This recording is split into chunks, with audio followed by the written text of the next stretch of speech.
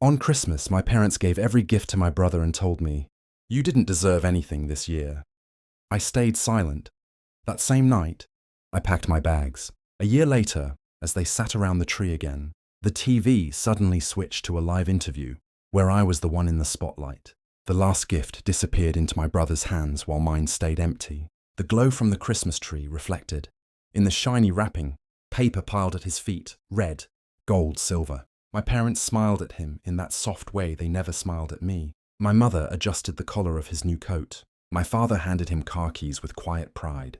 Then my father looked at me. "You didn't deserve anything this year." He didn't raise his voice. He didn't need to. The words settled into the room heavier than silence. My brother didn't protest. He didn't offer to share. He just avoided my eyes and turned back to his gifts, the plastic crinkling loudly in the quiet. I sat there, hands resting on my knees, feeling strangely calm. Not angry, not surprised, because deep down, I had always known my place in this house wasn't beside them. It was beneath them. The tree lights blinked slowly, like they were counting down to something. And that was the moment I decided I would leave, without a word, without a fight, and without ever asking for anything from them again. I was the older sibling, but somehow, I had always been treated like the afterthought. My brother Daniel was the one they introduced with pride. "He's going to do great things," my father would say, his hand firm on Daniel's shoulder. When they spoke about me, it was different. Shorter, polite, like mentioning the weather. "He's still figuring things out." I learned early that expectations shape love. Daniel was given room to fail, room to grow. When he struggled, they called it potential. When I struggled, they called it disappointment.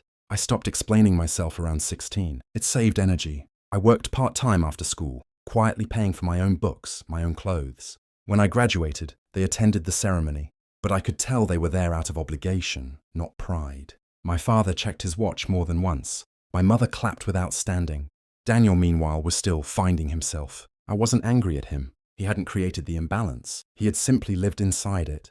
What hurt wasn't the lack of gifts. It was the lack of belief.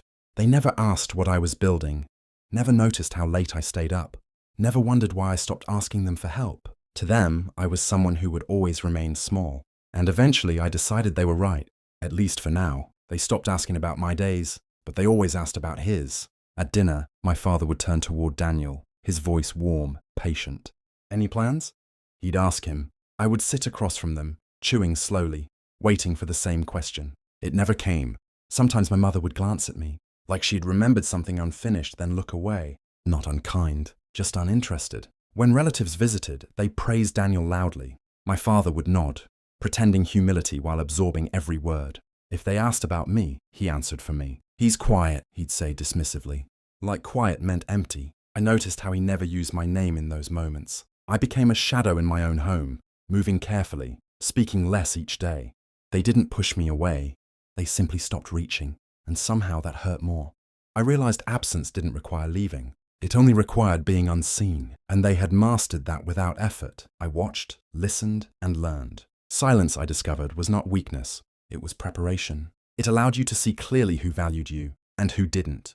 I stopped correcting their assumptions. I let them believe I would remain nothing, forever, and I waited. That Christmas night, after everyone went to sleep, the house became unfamiliar. The tree lights still blinked in the living room, casting soft colors across the walls. The gifts remained scattered on the floor, proof of a celebration I hadn't been part of. I stood there for a long time, listening to the quiet. No one came to check on me. No one knocked on my door. It wasn't cruelty. It was certainty. They were certain I would stay. Certain I would accept my place and wake up the next morning like nothing had happened. That certainty was their mistake. I went back to my room and pulled my old suitcase from the closet. The zipper sounded louder than it should have. I folded my clothes carefully, not taking much, only what I had paid for myself. I left behind everything they had given me. On my desk sat a notebook filled with plans, ideas I had never shared. I ran my hand over its cover, remembering all the nights they thought I was wasting time. I wasn't. I was building something quietly, learning, working, failing, trying again. For the first time, I understood something clearly. They weren't going to see my value while I stayed where they had defined it.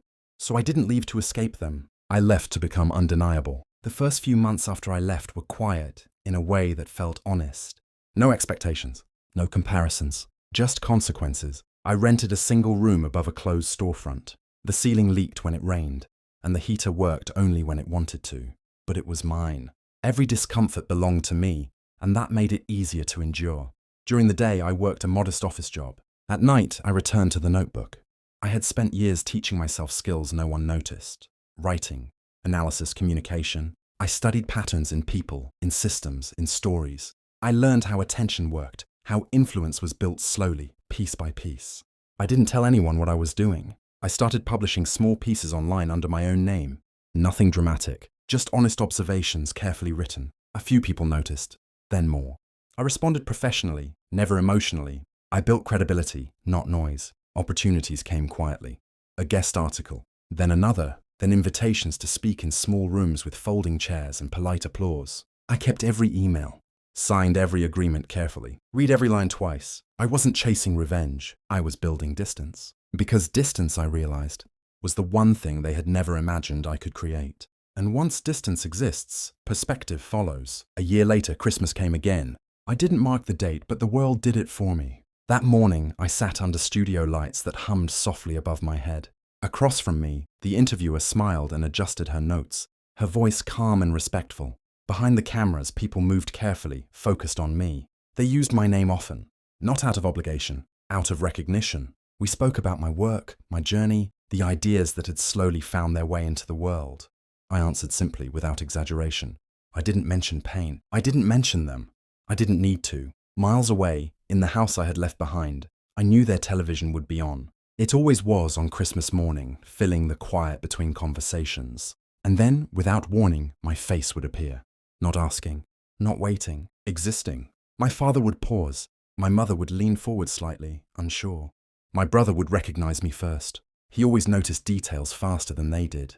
The room would grow still, not because I had returned, but because, for the first time, they were seeing me without the comfort of their assumptions. I hadn't forced them to watch. I had simply become impossible to ignore. My phone rang that evening while I was walking home. I already knew who it was before I looked. I let it ring once more before answering. My mother's voice came through carefully, like she was stepping across fragile ground. "We saw you," she said. Not congratulations, not pride, just acknowledgement. In the background, I could hear the television still running, low and distant. My father didn't speak. His silence felt different now. Less certain, less final. "I didn't know," she added quietly. She didn't say what she didn't know. She didn't need to. For the first time in my life, they were reacting to something I had done without their permission, without their guidance, without their approval. They were no longer shaping my identity. They were witnessing it. In the days that followed, relatives reached out. Old acquaintances sent messages. People who had once overlooked me now spoke with careful respect, like they were adjusting to a reality they hadn't expected. But the most important change wasn't theirs. It was mine. Their approval no longer held weight over me. And that matters, because too many people spend their lives waiting to be seen by those who already decided they were invisible. Sometimes the only way to change how they see you is to stop needing them to see you at all. I didn't go home the next Christmas, not because I was angry, because I was no longer waiting. I spent that morning in my own apartment, the quiet different from the silence I had known before. This quiet wasn't heavy. It didn't press against my chest or ask me to prove anything. It simply existed, and for the first time, so did I. I made coffee and watched the sunlight move slowly across the floor. My phone rested nearby. There were messages from my parents. Short ones, careful ones. They didn't demand. They didn't assume. They asked. I answered politely. Nothing more, nothing less. Forgiveness, I realized, didn't always mean returning. Sometimes it meant releasing the need to rewrite the past. They had given everything to my brother that Christmas. What they gave me instead was distance. And distance gave me clarity. I no longer needed their belief to validate mine. I had built something with my own hands, something that didn't disappear when someone looked away. The world had finally seen me, but more importantly, I had finally seen myself, and that was the one recognition no one could ever take back.